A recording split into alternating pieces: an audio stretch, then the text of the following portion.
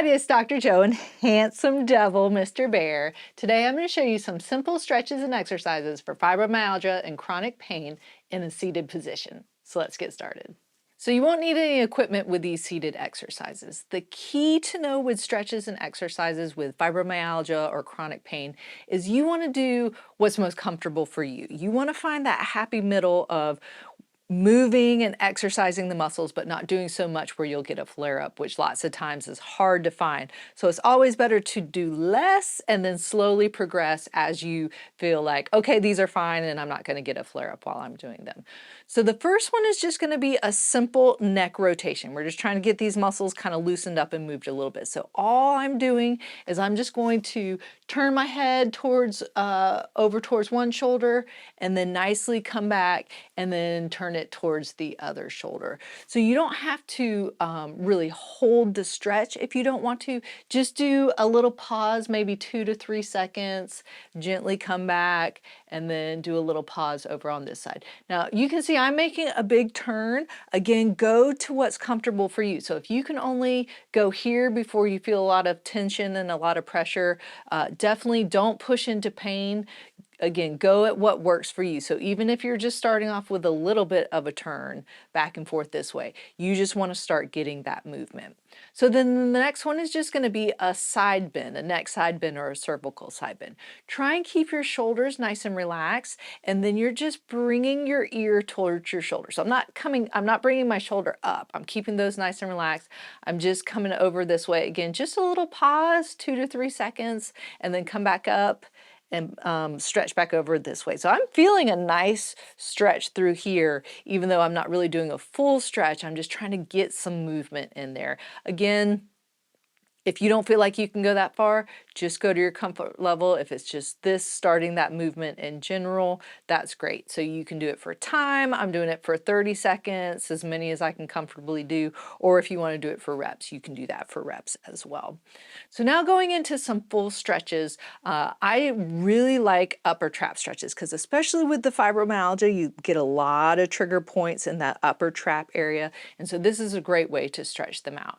You can modify these a little bit if they feel a little bit uncomfortable, but ideally if I'm stretching this side, sitting on my hand or putting it behind my back just kind of helps keep that shoulder down.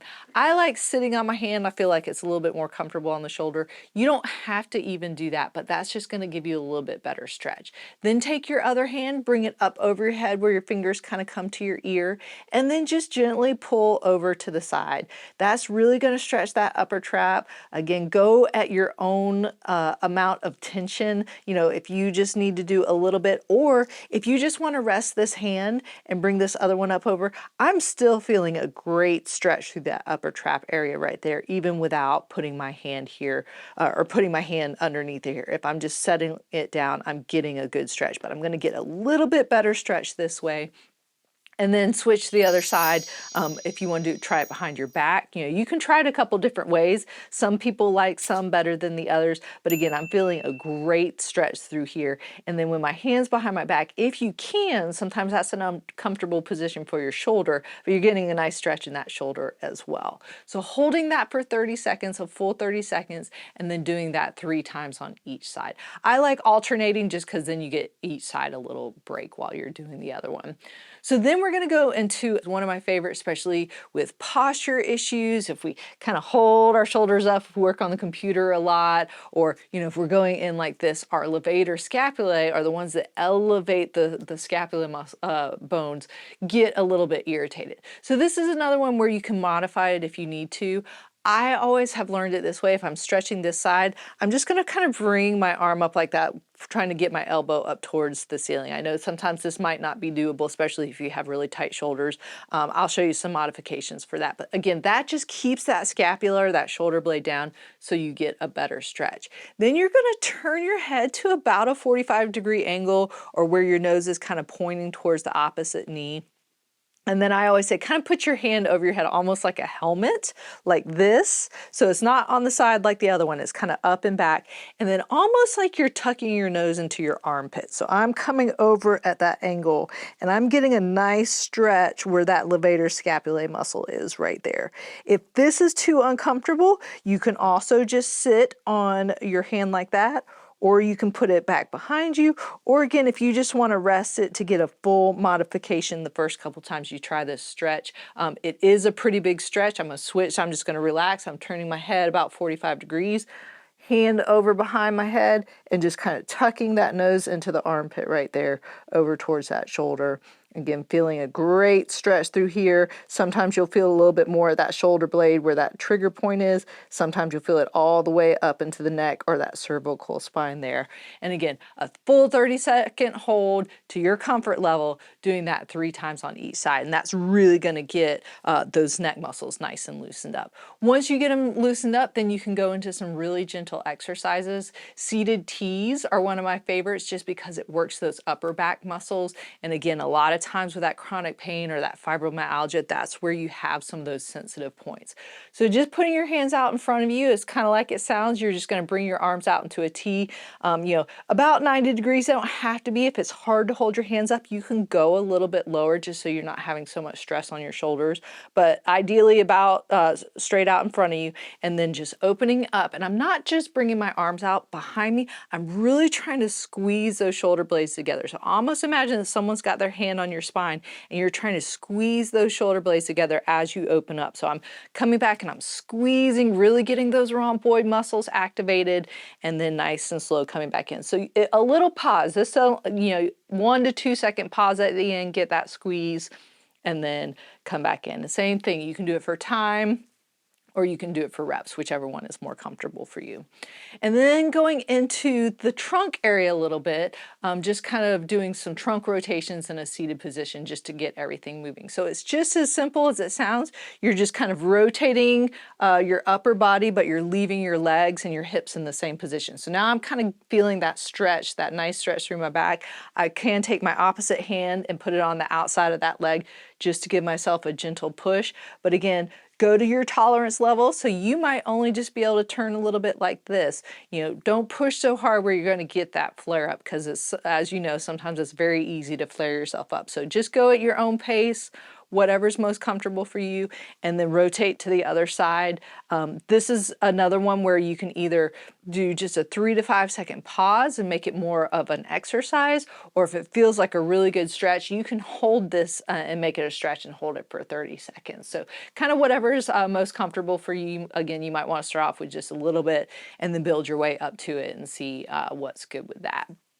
So then going down into the legs, the next one is just going to be a seated hip flexion. So now we're working those hip flexor muscles. It's just like it sounds. You're flexing up your hips to work those muscles. So now all I'm doing is I'm just bringing one knee up towards the ceiling, nice and slow coming back down, and bringing the other one up. Now what people tend to want to do with this one is they want to lean back. Try not to lean back. Try and keep your back upright. If you need to sit in a chair that has a back so you don't lean back, that's great. That's fine to do. It'll support your back just a little bit. But just coming up, it's not a big movement, but it really is working those hip flexor muscles. So again, less is more to begin with.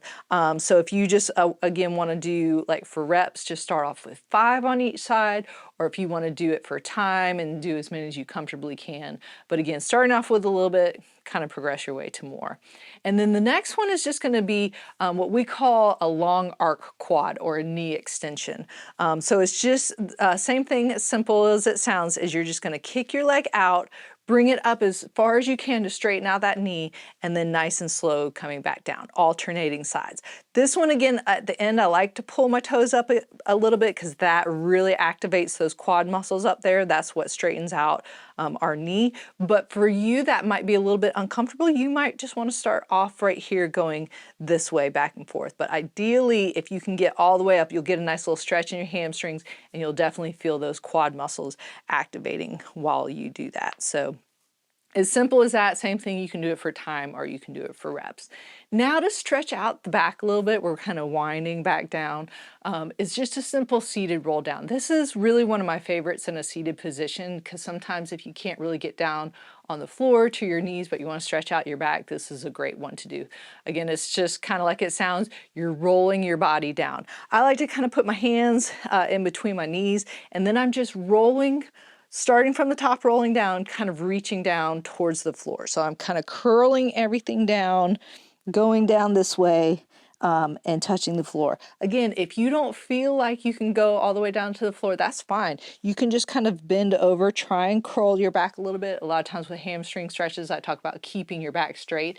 This is to stretch out the back, so you really want to curl it down. If it's uncomfortable on the inside, you can just place your arms on the outside again and just kind of roll down, kind of like you're reaching for the floor or to your feet. Again, you can do a 3 to 5 second pause and do it for reps, or if it feels really good, you can really hold it down there for 30 seconds and get that nice stretch. But again, I would say really kind of build up to that, because that full 30 seconds in that position might feel good at the time, but it might feel uncomfortable later. And then the next one is just going to be simple diaphragmatic breathing.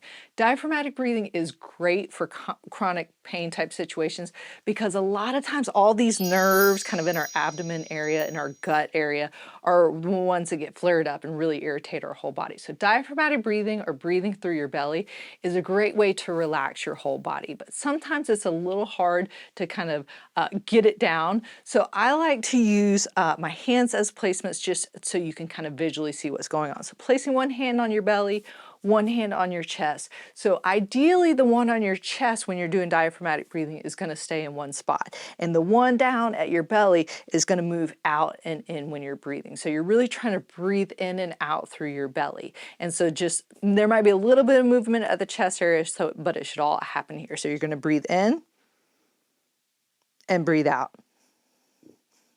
So it might not be a big movement at the beginning, but you really, as you go, can get more and more as you're going. So breathing in and breathing out. And tummy growls when you're doing it. So again, you can just do as many as you comfortably can. If you want to start off with a little bit and you find that it's nice and relaxing, you can kind of add on to that, or just do it several times throughout the day. So there you have it. Those were some simple stretches and exercises for fibromyalgia or chronic pain in a seated position. If you'd like to help support my channel, click on the link up there. And don't forget to subscribe. Where, Mr. Bear? Yeah, down there. And remember, be safe, have fun, and I hope you feel better soon.